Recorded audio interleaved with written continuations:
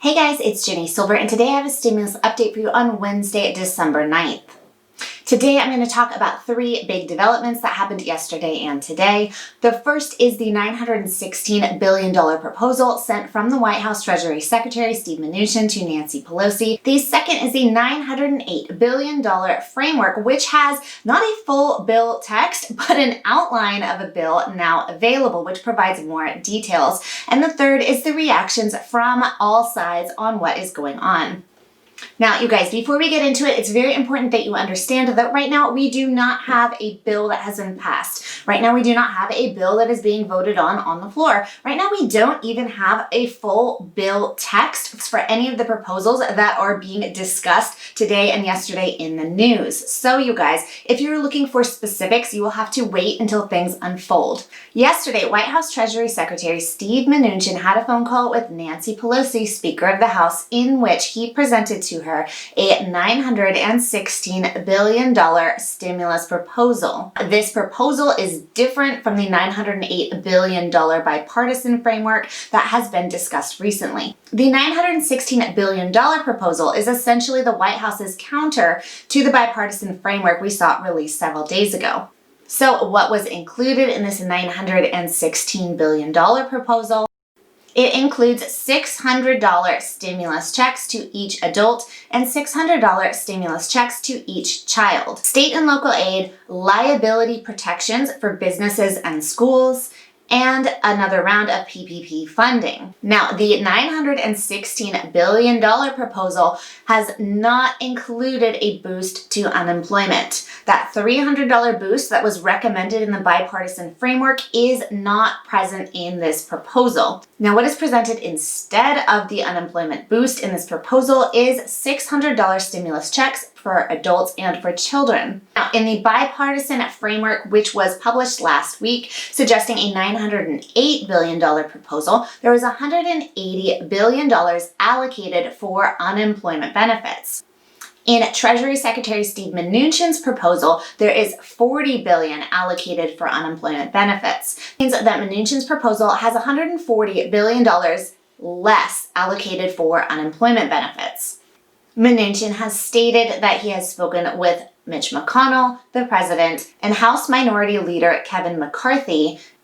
Nancy Pelosi and Chuck Schumer expressed their disdain for the $916 billion proposal in a press conference, stating, while it is progress that Leader McConnell has signed off on a $916 billion offer based on the bipartisan framework, the president's proposal, which cuts unemployment insurance by $140 billion compared to the framework, is unacceptable. Bipartisan negotiations involving senators and members of the House have made good progress and must be allowed to proceed without Leader McConnell's obstruction. In addition to seeing this $916 billion proposal coming from Treasury Secretary Steve Mnuchin yesterday, today on Wednesday, we also see the release of an outline of a bill for the $908 bipartisan stimulus framework.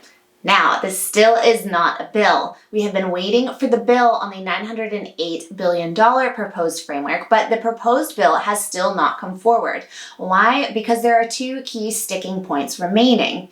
Number one is state and local aid funding. Number two is liability protections for businesses. Mitch McConnell has released a statement with regards to these two sticking points which still remain, which shows the first sign that we have seen from Mitch McConnell as a sign of concession in months. Mitch McConnell has stated, I cannot leave without a COVID package. I have a suggestion to make, which is the two most contentious items be set aside. He's referring to state and local aid funding, and he is referring to business liability protections, recommending that everyone puts those two aside until the new year and passes stimulus that addresses all of the areas in which they can arrive at an agreement. The last piece of new developments is the release of the $908 billion bipartisan framework outline for a bill. No, we don't have a bill yet, but we do have an outline which provides us with quite a bit more information. This framework was released this morning on Wednesday, December 9th.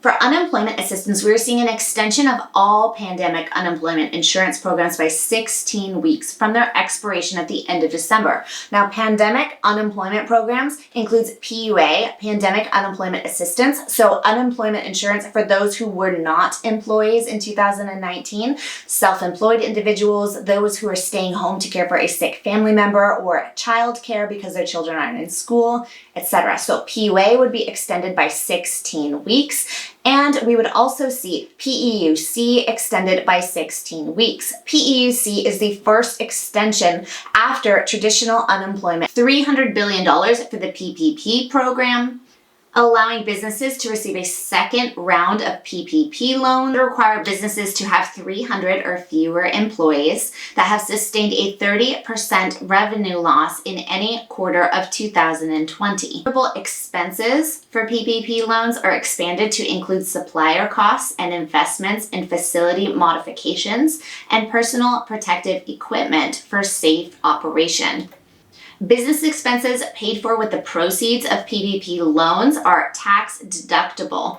This is a big change. Now, with PPP loans, if you were a small business and you took out a PPP loan and you used your PPP loan to pay for something that you would normally use as a tax deduction, such as paying for rent for your office space, normally you would be able to deduct that rent that you paid for your office space. However, with current PPP restrictions, those deductions are no longer deductible. Why? Because you used a forgivable loan to pay for it, so you can't deduct it. This change would allow businesses to deduct those expenses still on their taxes.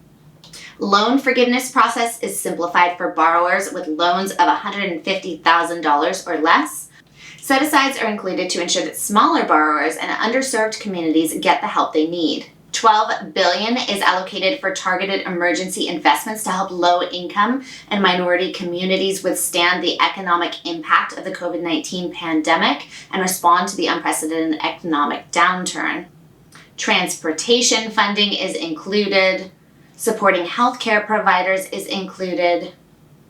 Vaccine development and distribution at $3.42 billion, $7 billion in direct grants for states, territories, and tribes for testing, tracing, and treatment, $82 billion for education funding, extension for student loan forbearance provisions up through April 30th, 2021. Rental assistance to provide $25 billion in rental assistance to states and local governments and Native American tribes through the Coronavirus Relief Fund. Moratorium until the end of January 2021. Additional budget and expansion of nutrition and food aid programs. Funds allocated for agricultural assistance, fisheries, USPS. $10 billion to support child care providers. Money for broadband to bridge the digital divide and ensure affordable access to broadband during COVID-19 pandemic, and money for addiction and mental health. So you guys, what we have in summary, we have the White House Treasury Secretary Steve Mnuchin pushing for a $916 billion package, which includes $600 stimulus checks to each adult and each child with no unemployment boost. And we have the bipartisan stimulus proposal, which is pushing for a $300 weekly boost to unemployment for 16 weeks. Date of effectiveness is still in negotiation. Most likely either December 1st or January 1st are the two key dates which we are seeing floated. In the bipartisan proposal, we are seeing an extension of pandemic unemployment programs for 16 weeks and no stimulus checks.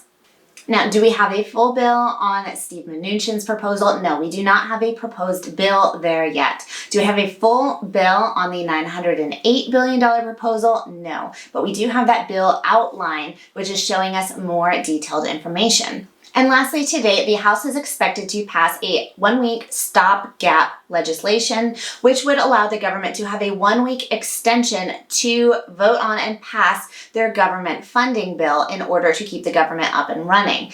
Okay, you guys, I hope that was helpful. If you enjoy my quick, straight to the point, just the facts, stimulus reports, I would love for you to click like, leave me a comment down below, and subscribe to help boost my channel and my videos in that YouTube algorithm so that more people see them. Second will be the $908 billion bipartisan framework, which has been exposed. Expose framework. It's indecent. Focus. Mitch McConnell has stated, I cannot leave without a COVID packet. COVID. It's when too much of your COVID symptoms are showing and someone says, cover your COVID. Allowing small businesses to receive a second forgivable. The two most that's not two. And funding for something else.